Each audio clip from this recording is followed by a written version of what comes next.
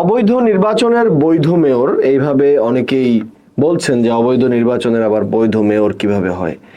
এটার একটা ব্যাখ্যা আমার কাছে আছে। অনেকে এই ব্যাখ্যাটা দিতে পারেন নাই, বাট আমি একটা ছোট্ট ব্যাখ্যা দিতে চাই। সেটা হচ্ছে, একটা বাড়ি ধরেন, রহিম সেই বাড়িটির মালিক, করিম সেই বাড়িটি জোর জবরদস্তি করে দখল করে রেখেছে। এবার রহিম সেই বাড়িটি ফিরে পাওয়ার জন্য মামলা করেছে।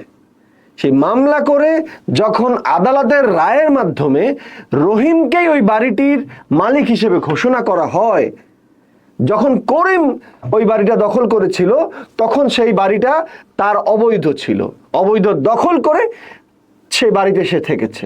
কিন্তু রহিমের কাছে যখন আদালত সেই বাড়িটা ফিরিয়ে দেয়, তখন কিন্তু সেটা আর অবৈধ হয় না, কারণ আদালতই তাকে বৈধতা দিয়েছে।